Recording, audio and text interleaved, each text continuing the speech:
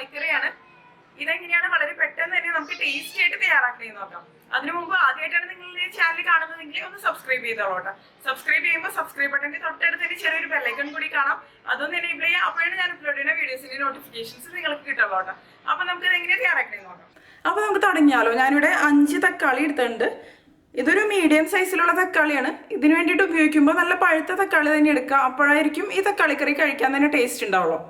ഇത് ശരിക്കും പറഞ്ഞ ഒരു മീൻകറിയുടെ ഒക്കെ ഒരു ടേസ്റ്റുള്ള തക്കാളിക്കറിയാണ്. അപ്പോൾ ശരിക്കും പറഞ്ഞാൽ നോമ്പിൻ്റെ സമയത്തൊക്കെ കഴിക്കാൻ പറ്റിയ നല്ലൊരു കറി തന്നെയാണ്. അല്ലാന്നുണ്ടെങ്കിലും കഴിക്കാൻ നല്ല ടേസ്റ്റ് തന്നെയാണ്. ഈ തക്കാളി നമുക്ക് ചെറിയ കഷ്ണങ്ങളായിട്ട് മുറിച്ചെടുക്കാം. പിന്നെ ഇതിന് വേണ്ടിയിട്ട് നമുക്ക് വേണ്ടത് ഒരു മീഡിയം സൈസ് ഇഞ്ചിയാണ്. ഞാനിപ്പോൾ 2 ചെറിയ കഷ്ണം എടുത്തിട്ടുണ്ട്. പിന്നെ ഒരു 5 ചെറിയ ഉള്ളി, ഒരു ചെറിയ സവാള, ഒരു 3-4 തണ്ട് കറിവേപ്പില, 2 പച്ചമുളക്. ഇതിൽ ഇഞ്ചിയും ഉള്ളിയും നമുക്ക് ചതച്ചെടുക്കാം. പച്ചമുളകും സവാളയും കട്ട് ചെയ്ത് കൊടുക്കാം.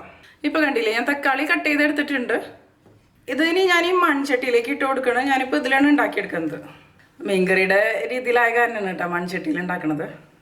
ഇനി നമുക്ക് ഇതിലേക്ക് ചതച്ച് വെച്ച ഉള്ളി ഇട്ട് കൊടുക്കാം, സവാള മുറിച്ചത്, ഇഞ്ചി ചതച്ചത്, പച്ചമുളക് കട്ട് ചെയ്തത് ഇട്ടോ, പിന്നെ കറിവേപ്പില ഇട്ട് കൊടുക്കാം.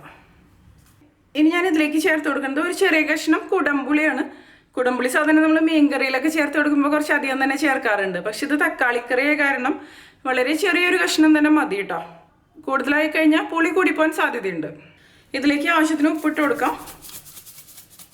1/4 ടീസ്പൂൺ മഞ്ഞൾപ്പൊടി ഇട്ട് കൊടുക്കാം. ഇനി ഇതിലേക്ക് മുളക് പൊടി ഇട്ട് കൊടുക്കുക. ഇതിപ്പോൾ കാശ്മീരി മുളക് പൊടിയാണ്. നിങ്ങൾക്ക് എരിവുള്ള മുളക് പൊടിയും ഉപയോഗിക്കാം. ഞാനിപ്പോൾ ഒരു 1.5 ടീസ്പൂൺ കാശ്മീരി മുളക് പൊടി ഇട്ട് കൊടുക്കുന്നുണ്ട് ഇപ്പോൾ. പിന്നെ നമുക്ക് നോക്കിയിട്ട് പിന്നീട് ചേർത്ത് കൊടുക്കാം. ഇനി ഞാൻ ഇതിലേക്ക് ഒഴിച്ചു കൊടുക്കുന്നത് വെളിച്ചെണ്ണയാണ്. വെളിച്ചെണ്ണ 1 ടേബിൾ സ്പൂണോളം ഒഴിക്കുന്നുണ്ട് കേട്ടോ. അതിനുശേഷം ഇത് നമുക്ക് കൈ വെച്ച് നന്നായിട്ട് അങ്ങോട്ട് മിക്സ് ചെയ്ത് കൊടുക്കാം.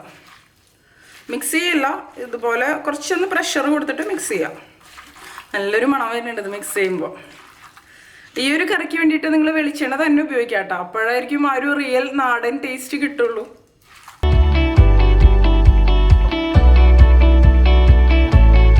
ഇപ്പോൾ ശരിക്കും പറഞ്ഞാൽ ഈ തക്കാളിയുടെയും സവാളയുടെയൊക്കെ ഉള്ളിൽ നിന്ന് നന്നായിട്ട് തന്നെ വെള്ളം പുറത്തോട്ട് വന്നിട്ടുണ്ട്. ഇനി നമുക്ക് ഇതിലേക്ക് ഒഴിച്ചു കൊടുക്കേണ്ടത് നാളികേരപ്പാലാണ്.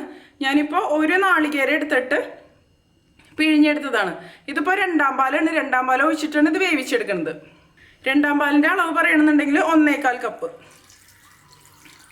ഒരുപാട് നാളികേരപ്പാൽ വേണ്ട ഈ ഒരു റെസിപ്പിക്ക്. പക്ഷേ നാളികേരം നമ്മൾ അത്യാവശ്യം ഉപയോഗിക്കണം, എന്നാൽ തന്നെയാണ് ഇത് കഴിക്കാൻ ടേസ്റ്റ് ഉണ്ടാവുള്ളൂ. അപ്പോൾ കുറച്ച് വെള്ളം ഒഴിച്ചിട്ട് പിഴിഞ്ഞെടുക്കാം. പിന്നെ ഇത് തക്കാളി ആയ കാരണം ഇത് കുക്കായിട്ട് വരുമ്പോൾ വെള്ളമൊക്കെ നന്നായിട്ട് പുറത്തോട്ട് വരും. പിന്നെ ഇതിൽ മുളക് പൊടി ചേർത്ത് കൊടുക്കുമ്പോഴും പ്രത്യേകം ശ്രദ്ധിക്കുക. കാരണം തക്കാളി ആയ കാരണം പെട്ടെന്ന് തന്നെ എരിവൊക്കെ കൂടാൻ സാധ്യതയുണ്ട്. നമ്മൾ മീൻകറിയിലൊക്കെ ചേർത്ത് കൊടുക്കുന്ന ആ ഒരു രീതിയിൽ ചേർത്ത് കൊടുക്കരുത്. ഇതിനെ നന്നായിട്ടൊന്ന് മിക്സ് ചെയ്ത് കൊടുക്കാം.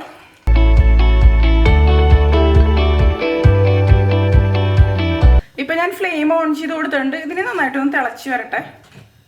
തക്കാളിക്കറി പലരും പല രീതിയിൽ ഉണ്ടാക്കാറുണ്ട്. ഇതിപ്പോൾ ശരിക്കും പറഞ്ഞാൽ തൃശ്ശൂർ ഭാഗത്തൊക്കെ ഉണ്ടാക്കുന്ന ഒരു തക്കാളിക്കറി തന്നെയാണ്. എൻ്റെ അമ്മയൊക്കെ ഉണ്ടാക്കുന്നത് ഈ ഒരു രീതിയിൽ തന്നെയാണ്. ഇപ്പം ഇത് കണ്ടില്ലേ, നന്നായിട്ട് തന്നെ തിളച്ച് വന്നിട്ടുണ്ട്. ഇനി നമുക്കിത് ലോ ഫ്ലെയിമിലേക്ക് വെച്ച് കൊടുക്കാം. അതിനുശേഷം അടച്ച് വെച്ച് കുക്ക് ചെയ്തെടുക്കാം. ഇതിലേക്ക് നമ്മൾ ചേർത്ത തക്കാളിയും സവോളയൊക്കെ ഒന്ന് കുക്കായിട്ട് വരണം. ഇതിപ്പോൾ തക്കാളിയൊക്കെ ആയ കാരണം ഒരുപാട് സമയമൊന്നും എടുക്കില്ല കുക്കായിട്ട് വരാൻ. ഇനി നമുക്കിതൊന്ന് തുറന്ന് നോക്കാം. ഞാൻ ഇടയ്ക്ക് തുറന്നൊന്ന് ഇളക്കി കൊടുത്തിരുന്നു. ഇപ്പോൾ തക്കാളിയൊക്കെ നന്നായിട്ട് തന്നെ കുക്കായിട്ട് വന്നിട്ടുണ്ട്. അതുപോലെ സവോളയൊക്കെ ഒരുപാട് അങ്ങോട്ട് വെന്ത് ഉടയേണ്ട ആവശ്യമില്ല. ചെറുതായിട്ടൊന്ന് കടിക്കണ രീതിയിൽ കിടന്നാൽ മതി. എന്നാൽ അത്യാവശ്യം കുക്കായിട്ടുണ്ടാവണം. ഇത് ടേസ്റ്റ് ചെയ്ത് നോക്കിയപ്പോൾ ഉപ്പ് കുറവാണ്. ഞാൻ കുറച്ചും കൂടി ഉപ്പ് ചേർത്ത് കൊടുക്കണം. എന്നിട്ടൊന്ന് മിക്സ് ചെയ്ത് കൊടുക്കാം. ഇതിൻ്റെ ടേസ്റ്റ് ഒന്ന് നോക്കുക. എന്തെങ്കിലും കുറവൊക്കെ ഉണ്ടെന്നുണ്ടെങ്കിൽ നമുക്ക് ഇത് കാച്ചെടുക്കുന്ന സമയത്ത് ചേർത്ത് കൊടുക്കാം. അതായത് എരിവൊക്കെ കുറവുണ്ടെന്നുണ്ടെങ്കിൽ. ഇതിലിപ്പോൾ ആവശ്യത്തിന് എരിവൊക്കെ ഉണ്ട്. ഞാനിതിലേക്ക് 1 ടീസ്പൂൺ പഞ്ചസാര ഇട്ട് കൊടുക്കണം. പഞ്ചസാര ഇതിലേക്ക് ഇടണത് എന്തിനാണെന്ന് വെച്ചാൽ ഇതിൻ്റെ ടേസ്റ്റ് ഒന്ന് ബാലൻസ് ആവാൻ വേണ്ടിയിട്ടാണ്. കാരണം തക്കാളിക്കൊക്കെ പുളിയല്ലേ. ഇപ്പോൾ എത്ര നല്ല പഴുത്ത തക്കാളി ഉപയോഗിച്ചാലും ചെറിയ പുളി എന്തായാലും ഉണ്ടാവുമല്ലോ. ഇത് നിങ്ങൾക്ക് താല്പര്യം ഉണ്ടെങ്കിൽ മാത്രമേ ചേർത്ത് കൊടുത്താൽ മതി കേട്ടോ. അതിനുശേഷം നന്നായിട്ടൊന്ന് മിക്സ് ചെയ്ത് കൊടുക്കുക. പഞ്ചസാര ചേർത്ത് കൊടുത്താൽ കറിക്ക് മധുര രസമൊന്നും വരുമൊന്നുമില്ല, പക്ഷെ നല്ലൊരു ടേസ്റ്റ് തന്നെ വരും. ഇനി നമുക്കിതിലേക്ക് 1-ാം പാൽ ഒഴിച്ചു കൊടുക്കാം. 1-ാം പാൽ ഞാൻ എടുത്തിരിക്കുന്നത് 1/2 കപ്പാണ്. ഒന്നാം പാൽ ഒഴിച്ച് കഴിഞ്ഞിട്ടുണ്ടെങ്കിൽ പിന്നെ തിളപ്പിക്കേണ്ട ആവശ്യമില്ല. ഈ ഒന്നാം പാൽ ചെറുതായിട്ടൊന്ന് ചൂടായിട്ട് വന്നാൽ മതി. നന്നായിട്ടൊന്ന് മിക്സ് ചെയ്ത് കൊടുക്കാം.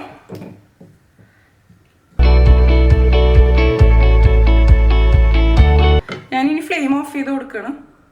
ഇപ്പം കണ്ടില്ലേ, നമ്മുടെ തക്കാളിക്കറി ആവശ്യത്തിന് തന്നെ തിക്കായിട്ട് വന്നിട്ടുണ്ട്.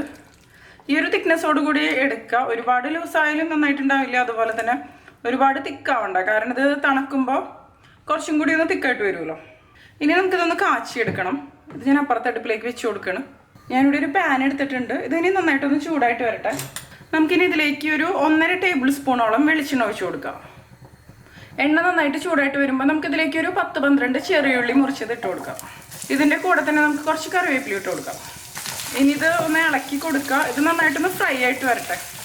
ഈ ഉള്ളി ഇതുപോലെ കാച്ചിയെടുക്കുമ്പോൾ ഈ കറിക്ക് നല്ലൊരു ടേസ്റ്റ് തന്നെ വരും. ശരിക്കും പറഞ്ഞാൽ തൃശ്ശൂർ മീൻ കറിയുടെയും ഒരു ഹൈലൈറ്റ് എന്ന് പറയുന്നത് ഈ ഉള്ളി കാച്ചി എടുക്കണതും അതുപോലെ തന്നെ നാളികേരപ്പാലും തന്നെയാണ്. ഈ ഒരു കറി എന്ന് പറഞ്ഞു കഴിഞ്ഞാൽ വെജിറ്റേറിയൻസിനൊക്കെ ശരിക്കും ഇഷ്ടപ്പെടുന്ന ഒരു കറി തന്നെയായിരിക്കും. ഇപ്പം കണ്ടില്ല, ഇത് ഫ്രൈ ആയി തുടങ്ങിയിട്ടുണ്ട്. ഇനി ഞാൻ ഇതിലേക്ക് ഒരു 1/2 ടീസ്പൂൺ മുളക് പൊടി ചേർത്ത് കൊടുക്കണം. തക്കാളിക്കറിയിൽ ആവശ്യത്തിന് എരിവുണ്ട്, പക്ഷേ ഈ സമയത്ത് നമ്മൾ ഈ എണ്ണയിലേക്ക് മുളക് പൊടി ചേർത്ത് കൊടുക്കുമ്പോൾ ഈ കറിക്ക് നല്ലൊരു കളർ വരും. അതിപ്പോൾ മീൻ കറിയിലാണെങ്കിലും അങ്ങനെ തന്നെയാണ്. ലോ ഫ്ലെയിമിൽ വെച്ചിട്ട് ഇതൊന്ന് നന്നായിട്ടൊന്ന് ഫ്രൈ ആക്കി എടുക്കുക, ഈ ഉള്ളി. അതോടൊപ്പം ഈ മുളക് പൊടിയുടെ പച്ചമണം നന്നായിട്ടൊന്ന് മാറി വരട്ടെ. ഇപ്പം നമ്മുടെ ഉള്ളി നന്നായിട്ട് തന്നെ ഫ്രൈ ആയിട്ട് വന്നിട്ടുണ്ട്. ഇത് മതി. ശരിക്കും ഒരു കിലുങ്ങണ ശബ്ദം വരണം, അപ്പോഴായിരിക്കും ആ ഒരു പെർഫെക്റ്റ് ടേസ്റ്റ് കിട്ടുള്ളൂ നമുക്ക്. ഇത് മതി. ഞാനിനി ഫ്ലെയിം ഓഫ് ചെയ്ത് കൊടുക്കണം. ഇനി നമുക്കിത് ഈ തക്കാളിക്കറിയിലേക്ക് ഒഴിച്ചു കൊടുക്കാം. ഇനി ഇത് നന്നായിട്ടൊന്ന് മിക്സ് ചെയ്ത് കൊടുക്കാം.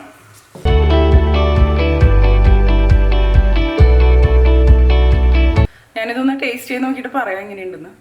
നല്ല അടിപൊളിയായിട്ട് തന്നെ വന്നിട്ടുണ്ട്. എനിക്കിപ്പോൾ എല്ലാ ടേസ്റ്റുകളും പെർഫെക്റ്റ് ആയിട്ട് തന്നെയാണ് വന്നിരിക്കുന്നത്. ഇപ്പോൾ ഇതിൻ്റെ ഗ്രേവി കണ്ടില്ലേ, നല്ല തിക്കായിട്ട് തന്നെയാണ് വന്നിരിക്കുന്നത്.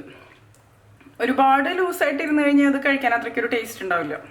ഇത് ശരിക്കും പറഞ്ഞാൽ ചോറിൻ്റെ കൂടെ തന്നെയാണ് നല്ല കോമ്പിനേഷൻ. പിന്നെ നമുക്ക് ഇഷ്ടപ്പെട്ട വേറെ എന്തിൻ്റെ കൂടെ വേണമെങ്കിലും കഴിക്കാം. അപ്പോൾ എല്ലാവരും ട്രൈ ചെയ്ത് നോക്കിയിട്ട് നിങ്ങളുടെ എക്സ്പീരിയൻസ് ഷെയർ ചെയ്തോളൂട്ടോ. നിങ്ങൾക്ക് എൻ്റെ വീഡിയോ ഇഷ്ടമാവുകയാണെങ്കിൽ നിങ്ങളുടെ ഫ്രണ്ട്സിനും ഫാമിലിക്കും ഒന്ന് ഷെയർ ചെയ്ത് കൊടുത്തോളൂട്ടോ. പിന്നെ ലൈക്ക് ചെയ്യുക, അതുകൂടാതെ നിങ്ങളുടെ അഭിപ്രായങ്ങളൊന്ന് കമൻറ്റ് ചെയ്തോളൂട്ടോ. മറ്റൊരു വീഡിയോ എടുക്കാം.